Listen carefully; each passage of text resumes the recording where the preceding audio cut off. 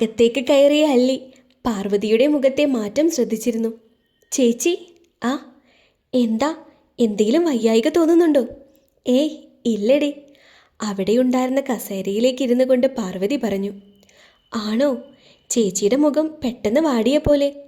ഏയ്, മനസ്സിന് എന്തോ പോലെ ഒരു വിങ്ങല്. ഏയ്, ചേച്ചി എന്തിനാ അങ്ങനെയൊക്കെ ചിന്തിക്കണേ? അതല്ലടാ, പ്രിയപ്പെട്ട ആർക്കോ എന്തോ സംഭവിക്കാൻ പോകുന്നു എന്നൊരു തോന്നല്. ചേച്ചിക്ക് കിടക്കണോ? വേണ്ടടി. ഓരോന്നാലോചിക്കാതെ. ആ. തൻ്റെ ഉന്തിയ വയറിൽ തലോടിക്കൊണ്ട് പാർവതി ഒരു ദീർഘനിശ്വാസമെടുത്തു. ഈ സമയം മറ്റൊരിടത്ത് ആ മുറിയിൽ ആകെ രക്തം തളം കെട്ടി നിന്നിരുന്നു. പച്ചച്ചോരയുടെ മുണം അവൾ നാസികയിലേക്ക് വലിച്ചെടുത്തു. തറയിൽ കിടന്ന് പിടയുന്ന ജീവനിലേക്ക് അവൾ നടന്നെടുത്തു. എന്താടാ, നിന്റെ കൈ ഇപ്പോൾ പൊങ്ങുന്നില്ലേ? ഡി, നിർത്തടാ. ഒടിഞ്ഞവൻ്റെ കയ്യിലേക്ക് ചവിട്ടി വീഴ്ത്തിക്കൊണ്ട് അവൾ പറഞ്ഞു. അവൻ കൂടെയുള്ളപ്പോൾ മാത്രമേ ഉള്ളൂ നിനക്കൊക്കെ ഈ ശൗര്യം. നീ ഒഴിച്ച് ബാക്കി എല്ലാവരെയും എനിക്ക് തീർക്കാൻ പറ്റുമെങ്കിൽ നാളെ ആ പാർവതിയെയും തീർക്കാൻ പറ്റും. കാശി എൻ്റെ മാത്രമാണ്. തു, നീ എത്ര വിചാരിച്ചാലും നിനക്ക് അവനെ കിട്ടാൻ പോകുന്നില്ല. പാർവതിയുടെ ദേഹത്ത് നിനക്ക് തൊടാൻ പോലും പറ്റില്ല. വായിലെ ചോര പുറത്തേക്ക് തുപ്പിക്കൊണ്ട് ദേവൻ പറഞ്ഞു. ചാവാൻ കിടക്കുമ്പോഴും അവൻ്റെ ഒരു ധൈര്യം. ഇനിയൊന്നും നീ പറയേണ്ട കാര്യമില്ല. നിന്നെയും വേഗം ഈ പോയ കൂട്ടുകാരുടെ അടുത്തേക്ക് അയച്ചേക്കാം. കയ്യിൽ കരുതിയിരുന്ന ഇരുമ്പ് തണ്ട് അവൾ ശക്തിയായി ദേവന്റെ തലയ്ക്ക് അടിച്ചു. തലയിൽ നിന്നും രക്തം ചീറ്റിത്തെറിച്ചു. അവസാനമായി അവൻ്റെ കണ്ണുകൾ അടയുമ്പോൾ അവൻ തേടിയത് അവളിലേക്കായിരുന്നു, ജീവൻ വെടിഞ്ഞു കിടക്കുന്ന തൻ്റെ പ്രിയതമയിലേക്ക്. നോ! ഫോണിൽ നിന്ന് കേട്ട ന്യൂസ് അറിഞ്ഞ് സർവ്വതും അവസാനിച്ച പോലെ തോന്നിയിരുന്നു കാശിക്ക്. കാറിൽ നിന്ന് ഹോസ്പിറ്റലിലേക്ക് വന്നിറങ്ങിയവൻ ഓടുകയായിരുന്നു മോർച്ചറിയിലേക്ക്. മോർച്ചറി എന്നെഴുതിയ വലിയ കവാടത്തിന് മുന്നിൽ മനു നിൽപ്പുണ്ടായിരുന്നു. കാശി വന്നതും അവൻ കാശിയോടൊത്ത് അകത്തേക്ക് കയറി. വെള്ള പുതപ്പിച്ച് കിടക്കുന്ന ആ രണ്ട് ശരീരത്തിനടുത്തേക്ക് അവൻ നടന്നെടുത്തു. കാലുകൾ കുഴഞ്ഞു പോകുന്നു. കാശിയെ മനു താങ്ങി. വിറയ്ക്കുന്ന കൈകളോടെ അവൻ വെള്ള പുതപ്പിച്ചിരുന്ന ആ മൃതശരീരത്തിൻ്റെ തുണി മാറ്റി. ഒറ്റ നോട്ടമേ നോക്കിയുള്ളൂ. അത്രയേറെ വികൃതമായിരുന്നു. കുറച്ചു കാലം കൊണ്ട് തന്നെ തൻ്റെ എല്ലാമായവൻ, തൻ്റെ ഒരു അനുജനെ പോലെ കൂടെ നിന്നവൻ, ഇപ്പോൾ ഇതാ തൻ്റെ മുന്നിൽ ജീവൻ വെടിഞ്ഞു കിടക്കുന്നു. അടുത്തു തന്നെ കുഞ്ഞനുജത്തി, കുട്ടിക്കാലം മുതലേ കൂടെയുണ്ടായിരുന്നവൾ. ആ! എല്ലാം മറന്ന് ഒരു ഭ്രാന്തനെ പോലെ അവൻ അലറി. Sir, please! കാശിയെ താങ്ങി പിടിച്ചുകൊണ്ട് മനു മോർച്ചറിയുടെ പുറത്തേക്ക് നടന്നു. അവർ നേരെ പോയത് ICUവിന് മുന്നിലേക്കാണ്. അവിടെ ഒരു താമരത്തണ്ട് പോലെ വാടി പാർവതി ഇരിപ്പുണ്ട്. അല്ലി അവളെ ചേർത്ത് പിടിച്ചിരിക്കുകയാണ്. മാണിക്യൻ തൊട്ടടുത്തുണ്ട്. അവരെ മറികടന്ന് കാശി ICUവിന് മുന്നിലേക്ക് ചെന്നു. വാതിലിന് മുന്നിൽ കൂടെ കാണുന്ന ചെറിയ സ്പേസ് വഴി കാശി അകത്തേക്ക് നോക്കി. ജീവന് വേണ്ടി പിടയുന്ന രണ്ട് ജീവനുകൾ. ആ! അത്രയും നേരം പിടിച്ചു നിർത്തിയ കണ്ണുനീർ പുറത്തു വന്നു. അപ്പോൾ നിലതെറ്റി ഊർന്നു അവൻ തറയിലേക്ക് വീണു. മാണിക്യൻ പെട്ടെന്ന് അവനെ താങ്ങി പിടിച്ചിരുന്നു. പെട്ടെന്ന് തന്നെ തൃച്ചംബരം മനയ്ക്ക് മുന്നിൽ ഒരു വലിയ പന്തൽ ഉയർന്നു. ആ നാടൊട്ടാകെ അവരെ കാണാൻ ഒഴുകിയെത്തിയിരുന്നു. വെള്ള പുതച്ച ആ രണ്ട് മൃതശരീരത്തിന് മുന്നിൽ അവരുടെ ഉറ്റവർ തളർന്നിരുന്നു. തൻ്റെ പൊന്നുമോളെ ഓർത്ത് പ്രിയയും തന്നെ തനിച്ചാക്കി പോയ മകനെ ഓർത്ത് ദേവകിയും അവിടെ തളർന്നിരുന്ന് കരഞ്ഞു. പെട്ടെന്നാണ് അവിടെ ഒരു കാറിൽ ഒരുവൾ വന്നിറങ്ങിയത്. അവളെ കണ്ടതും കാശിയുടെ കണ്ണിൽ തീ ആളിക്കത്തി. തൻ്റെ PA അലക്സാണ്ടറുടെ കയ്യിൽ നിന്നും റീത്ത് വാങ്ങിയ ശേഷം അവൾ ആ മൃതശരീരങ്ങൾക്ക് മുകളിലായി കുന്നുകൂടി കിടക്കുന്ന റീത്തുകളുടെ കൂട്ടത്തിലേക്ക് തൻ്റെ കയ്യിലുണ്ടായിരുന്ന റീത്ത് അവിടെ വെച്ചു. എന്നിട്ട് നേരെ കാശിയുടെ അടുത്തേക്കാണ് പോയത്. ഏയ് കാശി, നീ വിഷമിക്കാതെ. വന്നു പോയത് വന്നു. ഇനി എന്താണ് ചെയ്യാൻ പറ്റുന്നേ? ഉമ്മറത്തേക്ക് ചാഞ്ഞിരിക്കുകയായിരുന്നു കാശിയുടെ അടുത്തേക്ക് വന്നിരുന്നു കൊണ്ട് മായ പറഞ്ഞു. പറ്റിയതൊക്കെ പറ്റി. ഇനി കൂടെയുള്ളതെങ്കിലും പോകാതെ നോക്ക്. പാർവതിയെ നോക്കിയാണ് അവൾ പറഞ്ഞതെങ്കിലും കാശി അത് ശ്രദ്ധിച്ചിരുന്നില്ല. കൂൾ ഡൗൺ മാൻ. അവനിൽ നിന്ന് ഒരു പ്രതികരണവും ഉണ്ടാകാതെയായപ്പോൾ അവൾ പുച്ഛത്തോടെ പുറത്തേക്ക് നടന്നു. ആ നാട് മുഴുവൻ അവരെ കാണാനായി ഒഴുകിയെത്തി. അവസാനം തറവാടിൻ്റെ തെക്കേ അറ്റത്ത് രണ്ട് ചിതകളായി അവർ എരിഞ്ഞടങ്ങി. കാശിയായിരുന്നു കർമ്മങ്ങളൊക്കെ ചെയ്തിരുന്നത്. ആ മനയിൽ നിന്ന് ഓരോരുത്തരായി ഒഴിഞ്ഞുപോയിക്കൊണ്ടിരുന്നു. തളർന്നു കിടക്കുകയാണ് പാർവതി. ഇടയ്ക്ക് ഹോസ്പിറ്റലിൽ നിന്ന് ഡോക്ടർ വന്ന് ട്രിപ്പ് ഇട്ട് പോയതാണ്. പിന്നെ ഇതുവരെ ഉണർന്നിട്ടില്ല. കരഞ്ഞു തളർന്ന് കർമ്മത്തിനു ശേഷം കാശിയും പാർവതിയുടെ അടുത്ത് കിടന്ന് അല്പം മയങ്ങിപ്പോയി. രാത്രി ഏറെ വൈകിയിരുന്നു അവൻ എഴുന്നേറ്റപ്പോൾ. എഴുന്നേറ്റ് ചുറ്റും നോക്കിയപ്പോൾ കണ്ടത് തൻ്റെ അടുത്ത് ബോധമില്ലാതെ കിടന്നുറങ്ങുന്ന പാർവതിയെയാണ്. അവളെ ഒന്ന് നോക്കിയ ശേഷം പതിയെ അവൻ കട്ടിൽ വിട്ട് എഴുന്നേറ്റു. ബാൽക്കണിയുടെ പുറത്തേക്ക് നടന്നു.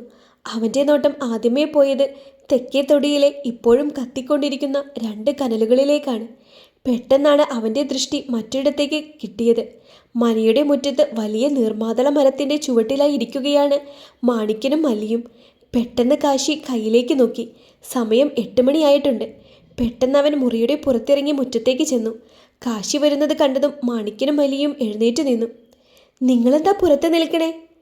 അല്ല സാറേ, മനയൊക്കെയല്ലേ, ഞങ്ങൾ കയറിയ അശുദ്ധി ആയാലോ? അശുദ്ധി അതില്ലാണ്ട് തന്നെ എന്താണ് ഉണ്ടായത്? എല്ലാം എന്നിൽ നിന്നും നഷ്ടപ്പെട്ടുകൊണ്ടിരിക്കുകയാണ്. സാർ വിഷമിക്കാതെ. ചേച്ചിക്ക് എങ്ങനെയുണ്ട്? അങ്ങനെ പോകുന്നു. കൂടെയുണ്ടായിരുന്ന 2 പേരാണ് പോയത്.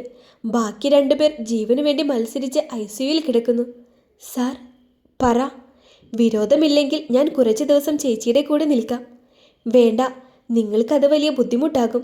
ഇപ്പോൾ തന്നെ ഒരുപാട് സഹായിച്ചു ഞങ്ങളെ. അത് കുഴപ്പമില്ല. പാർവതി ചേച്ചിയെ ഞാൻ എൻ്റെ സ്വന്തം ചേച്ചിയെ പോലെയാണ് കണ്ടിട്ടുള്ളത്. അല്ലി നിൽക്കട്ടെ ഇവിടെ.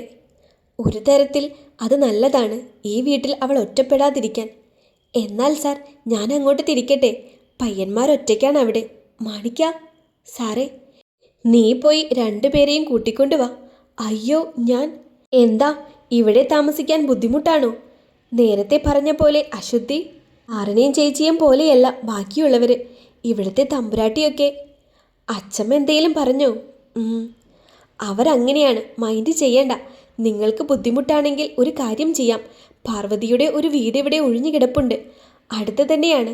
അവിടെ താമസമൊരുക്കാം. പോയിട്ട് വേഗം അവരെ കൂട്ടിക്കൊണ്ടു വാ. തൻ്റെ പിക്കപ്പിലായി മാണിക്യൻ തൻ്റെ നാട്ടിലേക്ക് തിരിച്ചു. സൂര്യകിരണങ്ങൾ മുഖത്തേക്ക് പതിച്ച പാർവതി പതിയെ കണ്ണു ചിമ്മിക്കൊണ്ട് എഴുന്നേറ്റു. ആടിയുലഞ്ഞ മുടി മാടിയൊതുക്കിക്കൊണ്ട് അവൾ ബാൽക്കണിയിലേക്ക് നടന്നു. മുഖത്തേക്ക് പതിക്കുന്ന സൂര്യരശ്മികൾ അവളുടെ കണ്ണുകൾ ചിമ്മിച്ചു. താഴെ മുറ്റമടിച്ചു കൊണ്ടിരിക്കുന്ന ശബ്ദം കേട്ടാണ് അവൾ താഴേക്ക് നോക്കിയത്. അല്ലിയാണ്.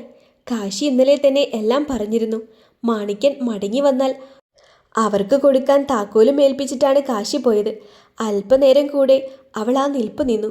പെട്ടെന്നാണ് ഒരു പിക്കപ്പ് ശബ്ദം കേട്ട് അവൾ മുറ്റത്തേക്ക് നോക്കിയത്. മാണിക്യൻ്റെ വണ്ടിയാണെന്ന് അവൾക്ക് ഒറ്റ നോട്ടത്തിൽ മനസ്സിലായിരുന്നു. ഈ സമയം വണ്ടിക്കകത്തുണ്ടായിരുന്ന 2 കുട്ടികൾ നല്ല ഉറക്കത്തിലായിരുന്നു. മാണിക്യൻ്റെ വണ്ടി കണ്ടപ്പോൾ തന്നെ പാർവതി കോണിപ്പടി ഇറങ്ങി അവൾ താഴേക്ക് വന്നു. അപ്പോഴേക്കും മല്ലി മാണിക്യൻ്റെ അടുത്തേക്ക് എത്തിയിരുന്നു. അവരുടെ അടുത്തേക്ക് ചെല്ലാൻ തുടങ്ങിയപ്പോഴേക്കും അവളെ തടഞ്ഞുകൊണ്ട് ഒരു കൈ മുന്നോട്ട് വന്നിരുന്നു. എങ്ങോട്ടാ? തമ്പുരാട്ടി, അത് മാണിക്യൻ വന്നു. അതിന്? കാശിയേട്ടൻ പോയപ്പോൾ പറഞ്ഞിരുന്നു, അവർ വരുമ്പോൾ താക്കോൽ കൊടുക്കണമെന്ന്. ആരുടെ താക്കോല്? എൻ്റെ വീടിൻ്റെ താക്കോല്. ഓ, അപ്പോൾ എവിടെങ്ങാണ്ട് കിടന്നവരെയൊക്കെ വീട്ടിൽ കയറ്റി താമസിക്കാൻ പോവാല്ലേ? തമ്പുരാട്ടി ഒന്നും മിണ്ടാതിരിക്കെ, അവർ പറയുന്നത് കേൾക്കും. കേൾക്കട്ടെ, അതിനെന്താ? ഇത് എൻ്റെ വീടാ. ഞാനെൻ്റെ വീട്ടിൽ നിന്നാണല്ലോ സംസാരിക്കുന്നത്. അതിന് നിനക്കെന്ത് വേണം? എന്തിനാ എല്ലാവരും ഇങ്ങനെ കാണിക്കുന്നത്? ഒരു മരണം നടന്ന വീടല്ലേ. അതിനാരാടി ഇതിനെല്ലാം കാരണം? പരസ്പരമുള്ള വാക്കുതർക്കങ്ങൾ കയർക്കുമ്പോൾ അല്ലിയും മാണിക്കനും അവരുടെ അടുത്തേക്ക് വന്നിരുന്നു. ഞാനാണോ? പറ, ഞാനാണോ ഇതിനെല്ലാം കാരണം? നീ തന്നെയാ. വേറെ ആരാ? നീ എന്നീ തറവാട്ടിൽ വന്നു കയറിയോ അന്ന് തൊട്ട് ഇവിടെ കണ്ടകശിനിയാണ്. അല്ല, ഇത് ഞാനിവിടെ വന്നു കയറിയ കാലം തൊട്ടേ കേൾക്കുന്നതാണല്ലോ. ഈ വീട്ടിലെ കണ്ടകശിനി ആരാണെന്ന് ഞങ്ങൾക്കറിയാം. അത് കൊള്ളാലോ. മിണ്ടാതിരുന്ന പെണ്ണിനും നാക്ക് വെച്ചു. വെച്ചതോ വെപ്പിച്ചതോ? നീയാള് കൊള്ളാമല്ലോ. ഇപ്പോ എൻ്റെ തലയിൽ കയറാൻ നോക്കാം. എവിടുന്നോ വന്നതിനൊക്കെ വേണ്ടി എന്നോട് തർക്കിക്കാൻ വരുന്നു. എവിടുന്ന് വന്നതായാലും നിങ്ങൾക്കെന്താ? എൻ്റെ വീടിൻ്റെ താക്കോല ഞാൻ കൊടുക്കുന്നത്, അല്ലാതെ നിങ്ങളുടെ വീടിൻ്റെ അല്ല. കൊടുക്ക്, നീ എന്തെങ്കിലും ചെയ്യേ. അവസാനം എൻ്റെ കാശിയായിരിക്കും എല്ലാം അനുഭവിക്കാൻ പോകുന്നത്. ഇനി കൂടുതൽ പിടിച്ചു നിൽക്കാൻ പറ്റില്ലെന്ന് മനസ്സിലാക്കിയ തമ്പുരാട്ടി അകത്തേക്ക് നടന്നു. അപ്പോഴേക്കും പാർവതിയും മാണിക്കനും അടുത്തേക്ക് എത്തിയിരുന്നു. ചേച്ചി, എന്തെങ്കിലും പ്രശ്നമുണ്ടോ? ഒന്നുമില്ല. ഞങ്ങൾക്ക് വേണ്ടി നിങ്ങൾ ഈ വീട്ടിൽ വഴക്ക് വേണ്ട ചേച്ചി. ഞങ്ങൾ പൊക്കോളാം. നിങ്ങൾ എവിടെയും പോകുന്നില്ല. അവരെന്താ പറയുന്നത് എന്ന് അവർക്ക് തന്നെ അറിയില്ല. പിന്നെ അവരുടെ ഔദാര്യത്തിനല്ല നിങ്ങൾ താമസിക്കുന്നത്. ഈ പറയുന്ന ആൾക്കാരുടെയൊന്നുമല്ല ആ വീട്. അത് എൻ്റെയാണ്. ചേച്ചി, അത് ഒന്നും പറയണ്ട. ചെല്ല്, വഴി അറിയാലോ. അറിയാം, കാശി സാറ് എല്ലാതും പറഞ്ഞു തന്നിട്ടുണ്ട്. കുട്ടികൾ എവിടെ? അവർ 2 പേരും വണ്ടിയിലുണ്ട്. നല്ല ഉറക്കത്തിലാ. രാത്രിയെ തിരിച്ചതല്ലേ. എന്നാ ചെല്ല്, കാപ്പിയൊന്നും ഉണ്ടാക്കാൻ നിൽക്കണ്ട, രാവിലത്തെ ഉള്ളതൊക്കെ കൊടുത്തു വിടാം. ഉഫ്. പാർവതിയെ നന്ദിപൂർവ്വം നോക്കിക്കൊണ്ട് രണ്ടുപേരും വണ്ടിയുടെ അടുത്തേക്ക് നടന്നു. ഈ സമയം പ്രശസ്തമായ BKMS ഹോസ്പിറ്റലിൻ്റെ ഡയറക്ടറായ അഭിജിത്തിൻ്റെ ക്യാബിനിൽ ഇരിക്കുകയായിരുന്നു കാശി.